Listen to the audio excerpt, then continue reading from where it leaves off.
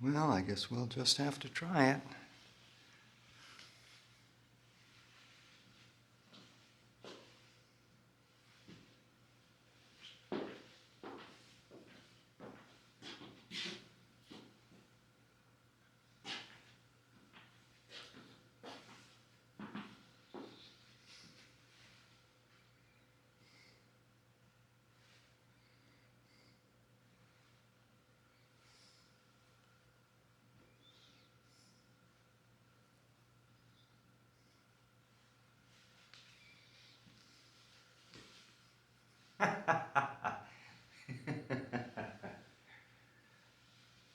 Okay.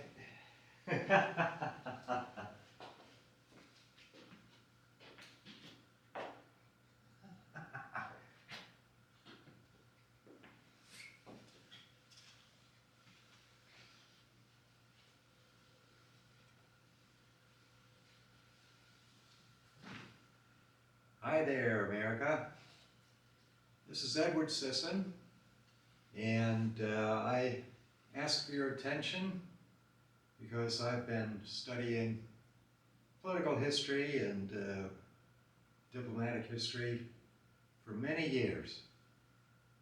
Before that, I was a lawyer in a big law firm. Before that, I was a producer of avant-garde experimental theater based in San Francisco. And I'm speaking today because this election is sort of a dark night of the soul. I have never, since my first electoral vote, which was Ford versus Carter, been so troubled by the candidates offered by the political party system. The tendency of this video will be to encourage people to vote for Vice President Harris of the Democratic Party. But I'm not going to be making a personal recommendation. In fact, I'm still undecided. To get right to the point, my very deep concern is candidate and former President Trump's coddling and giving a pass to the dictator of Russia, Putin. This violates the very reasons that I became a Republican. As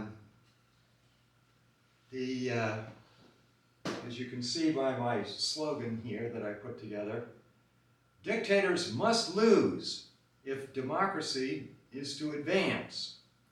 I was, when I was at Arnold & Porter Law Firm, pro bono, which means we don't charge a fee.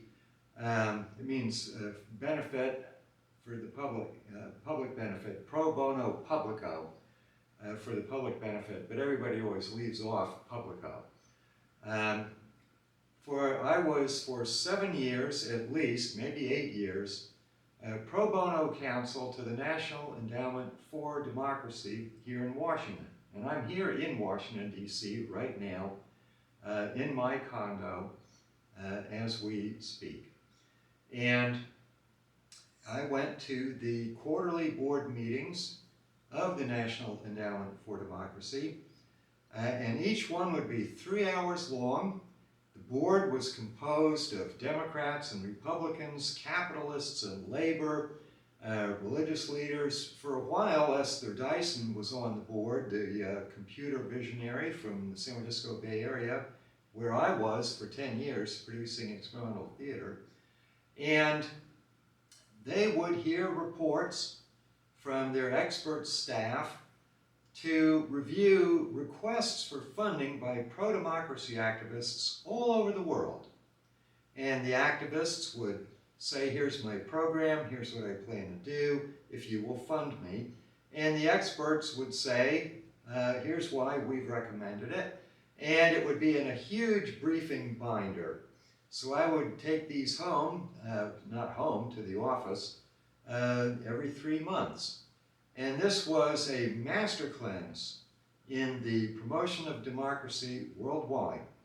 And I have to say, our efforts, or the efforts of those that the foundation funded, the endowment funded, didn't achieve much until George Bush II assumed the presidency and made the priority of his administration being the promotion of democracy around the world. And he was very effective. And whenever somebody would challenge me and would say, why are you supporting Bush the Shrub, as they called him, because he was the son, and I would point to the pro-democracy record, and nobody would have an answer to that. And before that, of course, his father, Bush I, accomplished the greatest deal in American diplomatic history, frankly, which was the reunification of Germany within NATO, the NATO alliance, so that East Germany not only left the Soviet bloc, which was known as the Warsaw Pact, they actually switched sides and joined NATO. And it was Bush I who accomplished that. How did he do that? The Russian leader, the Soviet leader, was Gorbachev. And the liberals and the Democrats always say, well, all these good things happened because of Gorbachev, not because of Bush or Reagan. And you'll see I've got Reagan over here, because it was Reagan who pushed the Soviets so hard that they finally had to pick somebody who could make a credible, sticking deal. Mr. Trump always talks about making deals, but will they stick? Will the other party honor the deal?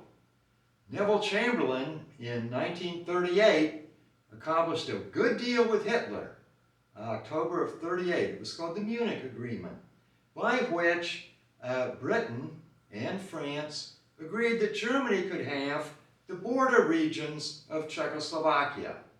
Sound familiar? Ukraine, Russia's after the border regions. And Mr. Trump says, oh, he'll do a deal. And his deal will be, let Putin keep it. Well, if Hitler is any example regarding Putin, because he's not an example regarding Trump, Putin will just take the next bit, because he will have accomplished gaining the land he needs in order to swiftly conquer the rest of it, which is exactly what Hitler did.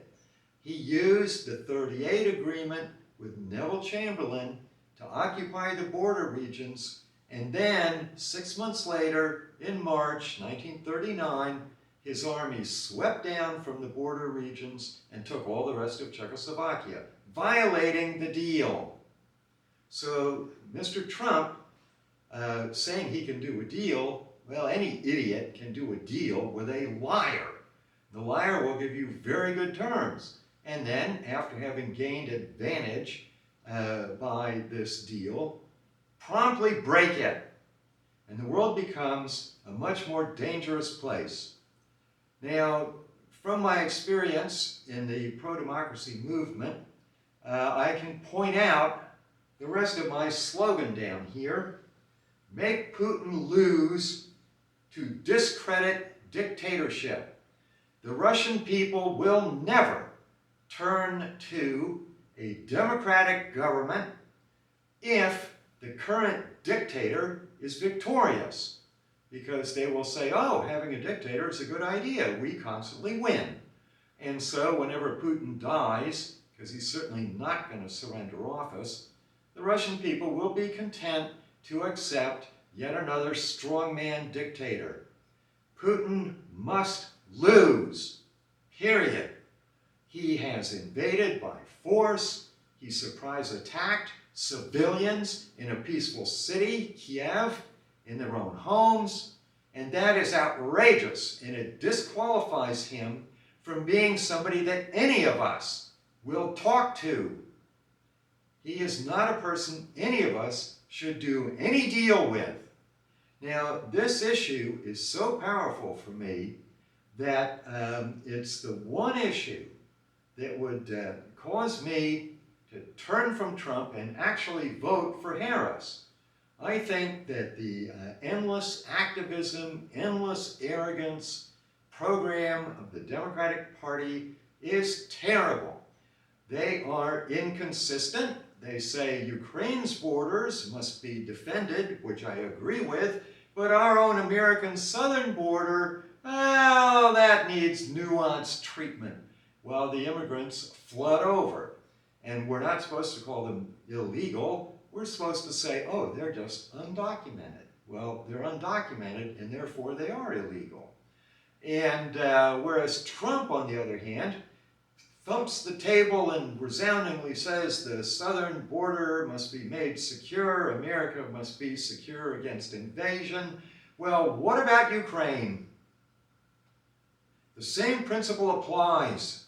If we must be secure from invasion, we stand for the security of international borders, we have to stand for it in Ukraine also. And we don't do a deal with the guy that violated them, and whom the Ukrainians are still fighting. Now, the next step, Mr. Trump has said, is, oh my goodness, why, if we don't do a deal with Putin, we're going to have World War III. Well, the United States of America, Britain, France, Australia, New Zealand, Canada, many, many, many places successfully resisted the Soviet Union during the Cold War for ever since the Soviet Union got nuclear weapons, which was in '49, and got long-range bombers able to deliver them on our cities, which was maybe about '52 or so in Europe, and a few years later regarding America when they developed jet bombers. And we withstood the threat anyway.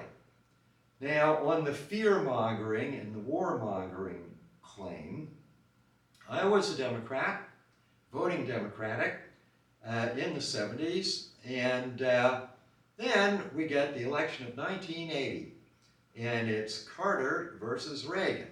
Carter has been in office, and I greatly applauded his decision to return the region of the Panama Canal to Panama, because continued American possession, while legal under the agreement Teddy Roosevelt made, certainly smacked of imperialism, and that is not acceptable. And I knew that turning over the canal would not be a problem because the economics of the situation meant that the canal would be open and would be well managed regardless. So here's Carter and against Reagan. And the story against Reagan was, he's too risky, he's too belligerent, he'll start World War III. And I believed them, and I voted for Carter. And we go through the early 80s, and I was in the San Francisco and international avant-garde world, and I have to tell you, it was great. The fact that a Republican was president had absolutely no harm on the creativity of American young people, of whom I was one. And so it's the election of '84. The Democrats are still saying Reagan was too risky, he's too belligerent, he won't do a deal, so it's too dangerous to vote for Reagan. And I believed it again, and I voted for Mondale. And so we get into 1985, and I am starting to see that Reagan had called this one right from the very beginning. And it reminds me of a story from future General Ulysses S. Grant in the Civil War. When the Civil War broke out, he was a down and out civilian. He'd resigned from the Army because of lonesomeness and boredom. But now the Civil War is on, and he's a West Point graduate, and so he gets a political appointment as a brigadier general, and is training his troops. And actually, he was a very good officer. Everybody knew that. His problem was the boredom of the isolated Pacific coast. And so he's training up his men, and then it's time to fight the Confederates. And he's marching along, and he's pretty nervous.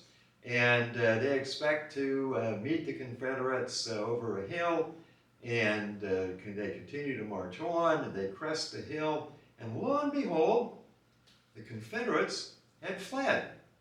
The camp was empty. And Grant's point was that as afraid as he was of meeting the enemy was afraid of him too. and they backed off. And Reagan had an instinct about that Carter and the Democrats did not. And I must say that from that point forward, I thought the Democrats had tricked me out of my vote in 2 presidential elections. They had exaggerated the danger of the other candidate. And by doing that, had gotten my vote. I am amazed and shocked to find now from Mr. Trump, him doing it as a Republican to the other side.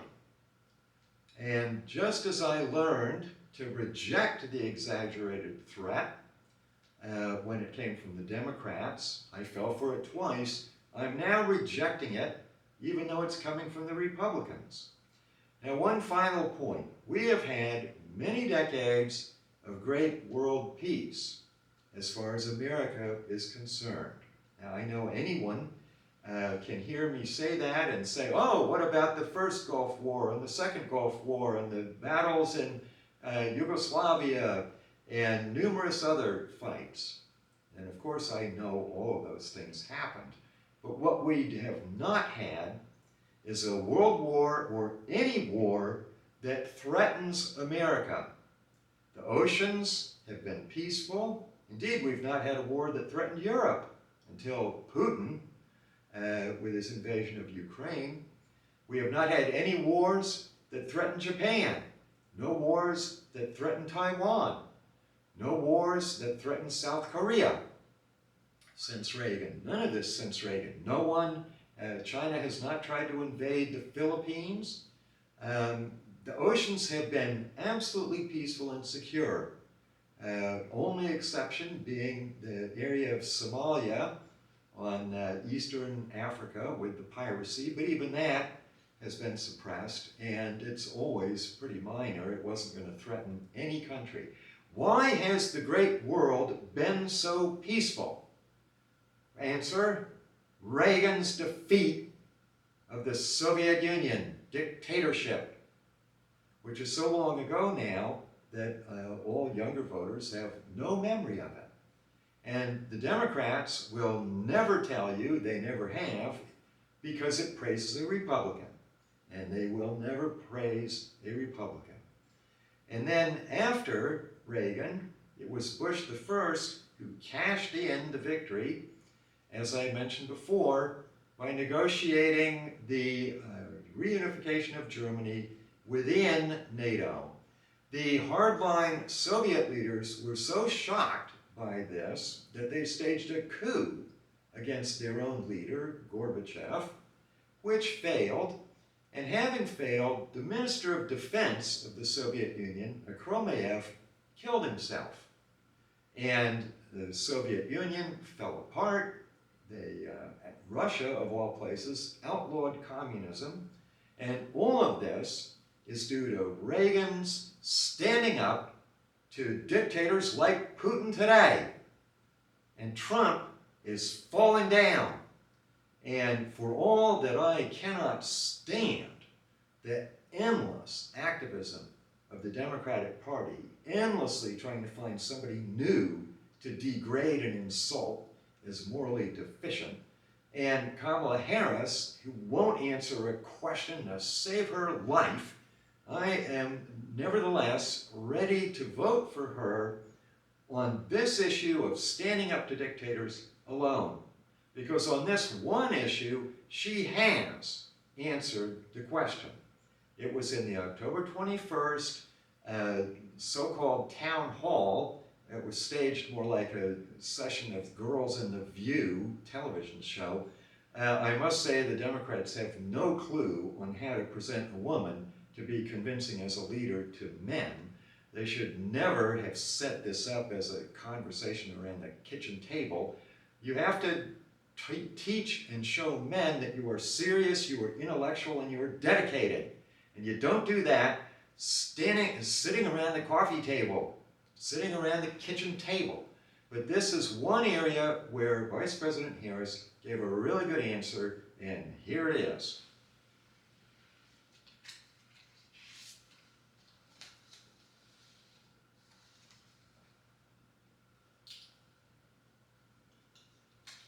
The question is from Martin Hawrelak, former Republican member of the Michigan House of Representatives, and here's his question.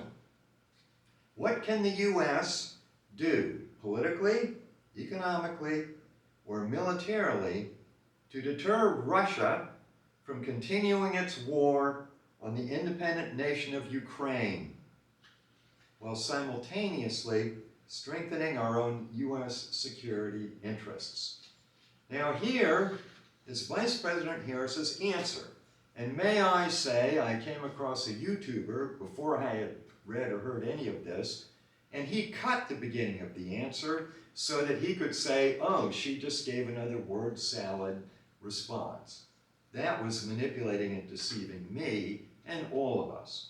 Because here is what she started. First she said she met Zelensky, the president of Ukraine, in Munich, and then she says she'd met him 7 times.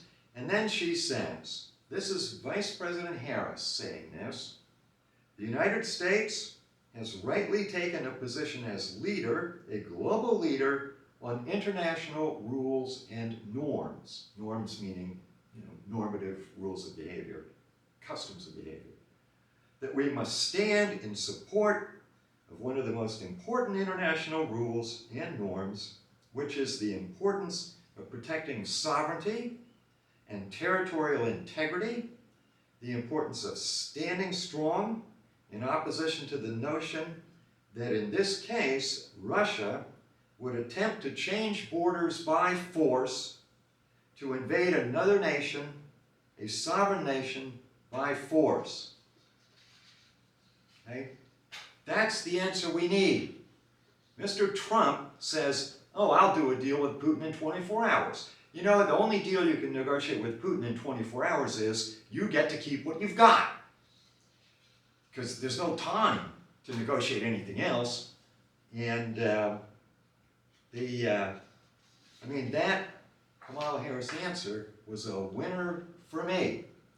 Now, Representative Liz Cheney reiterated that.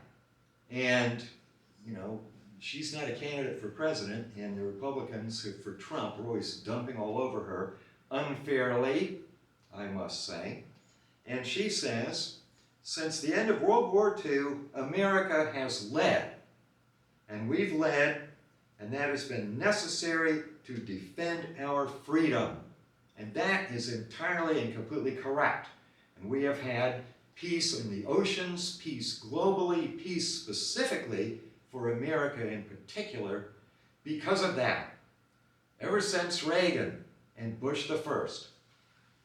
Trump betrays Reagan, and that's not acceptable. Okay? Then Vice President Harris points out that Trump's approach is surrender, signaling to the president of Russia that he can get away with what he has done. And Mr. Trump is going to do that. And that encourages wannabe dictators everywhere in the world.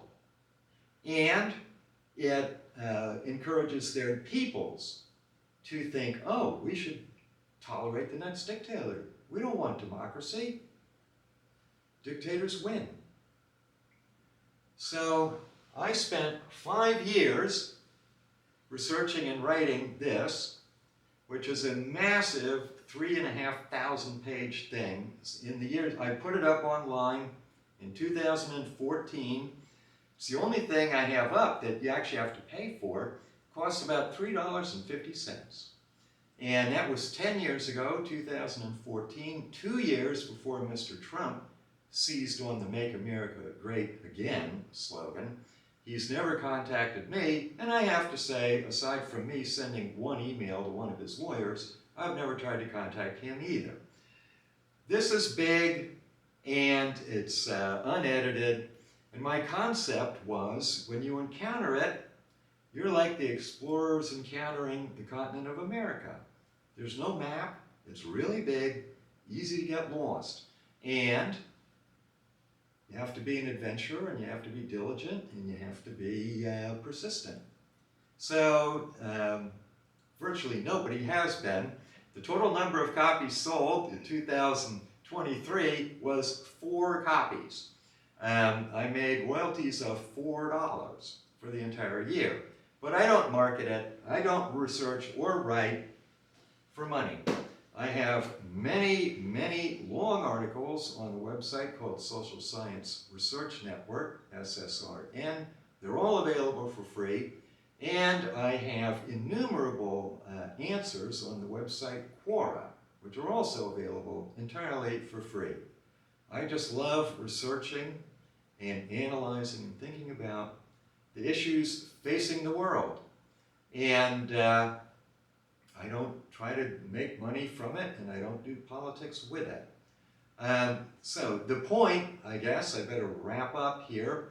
How do we vote? Does Sisson have a say? Yes, you must vote for one or the other. Frankly, I can't tell you, because I'm still not decided myself. If Trump was standing up to the dictators, I'd vote for him, no question. I prefer him on virtually all of the issues.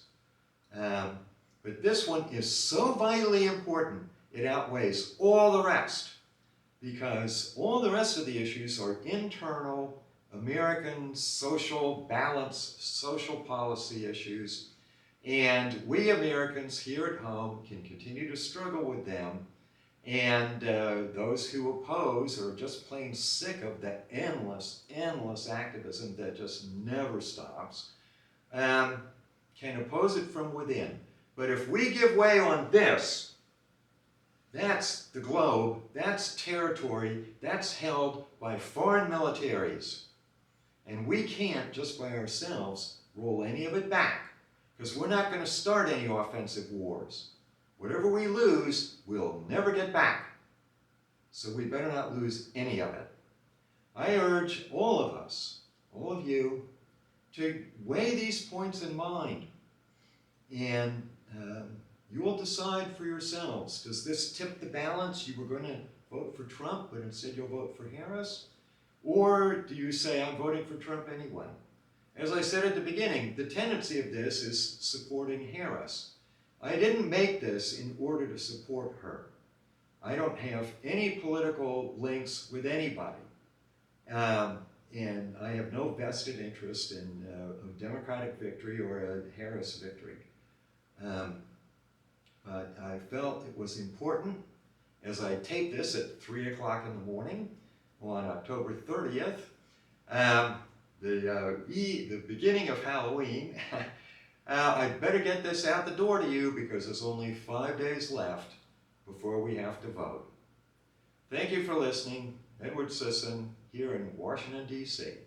Bye.